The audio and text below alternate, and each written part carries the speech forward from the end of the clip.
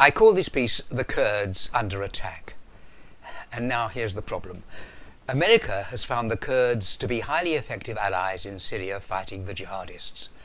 But Turkey accuses the Kurds of carrying out terrorist attacks against its citizens. Turkey's President Recep Tayyip Erdogan has long railed against the virtual alliance between the United States and the Kurdish People's Protection Units, known as the YPG, in fighting Islamic State. Now he's mounted a military strike against the Kurdish autonomous region in northern Syria. Not so long ago, vast swathes of Syria had been overrun not only by Islamic State, but also by a number of rebel fighting groups, and up in the northeast by the doughty Kurdish Peshmerga forces. The Kurds, in alliance with United States air support, proved themselves by far the most effective combatants against Islamic State. Over 8 long years of civil conflict, Syria's President Bashar al-Assad, with the invaluable military help of Russia and Iran, has won back some 70% of the country, but some 25% of what had been Syria is currently a semi-autonomous Kurdish region, and this area has suddenly become a major political cause célèbre. As far as the Kurds are concerned, back in September 2017, the world's attention focused almost exclusively on the independence referendum held by the Kurdistan Regional Government, the KRG, in northeastern Iraq, a referendum which, despite the 92% popular vote in favour, was very soon rendered ineffective by the Iraqi government and, unfortunately, by internal squabbling. Almost no attention was paid to the fact that at nearly the same time a different Kurdish election was taking place in neighbouring Syria.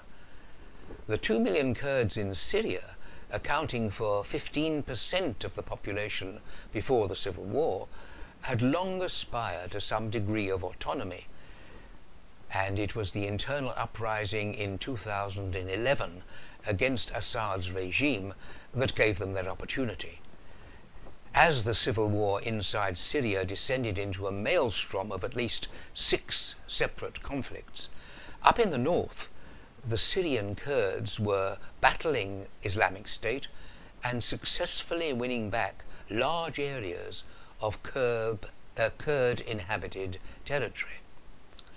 Today, the Kurd-occupied region is formally known as the Democratic Federation of Northern Syria, the DFNS, ruled under a new federal and democratic constitution known as the Charter of the Social Contract.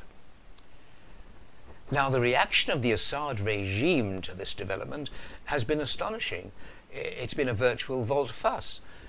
In August 2017, Faisal Mekdad, Syria's deputy foreign minister, labelled the elections a joke. Quote, "Syria will never allow any part of its territory to be separated," he said. About a month later, on the 26th of September, Walid Mualem, Syria's foreign minister, said that his country was open to the idea of greater powers for the country's Kurds. And I quote, "They want a form of autonomy within the framework of the borders of the state. This is negotiable and can be the subject of dialogue." He indicated, presumably with the acquiescence of Russia, that discussions could begin once the civil conflict had ended. This acceptance on the part of the Syrian government is anathema to Erdogan. Syria's Kurds may not be seeking full independence, but the degree of autonomy they seem likely to attain can only reinforce the Kurds in Turkey in their separatists' demands.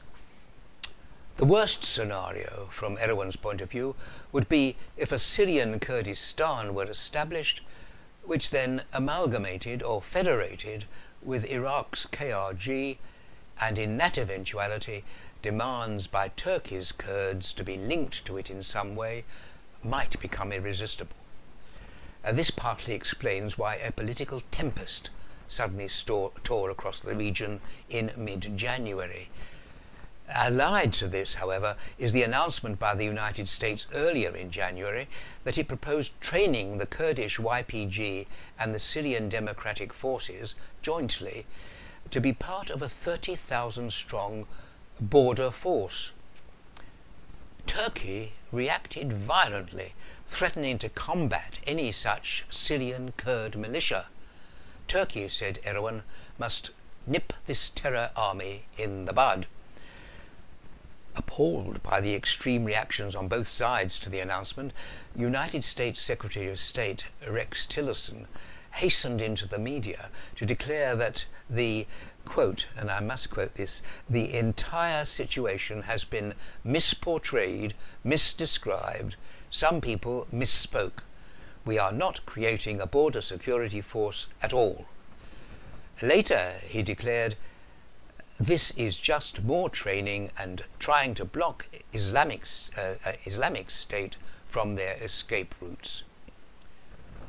Not one whit mollified, Turkish Foreign Minister Mevlut Cavusoglu said relations between Turkey and the US would be irreversibly harmed if Washington formed the force in question. Early in January 2018, Turkey's armed forces had completed operations against the Kurdish-controlled region of Afrin in northern West Syria. On the 20th of January, they struck.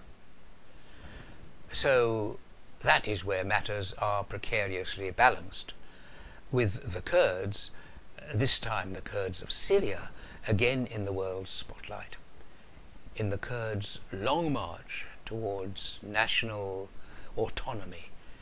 This is yet another milestone. Thank you for listening, and do please join me again next time. Goodbye.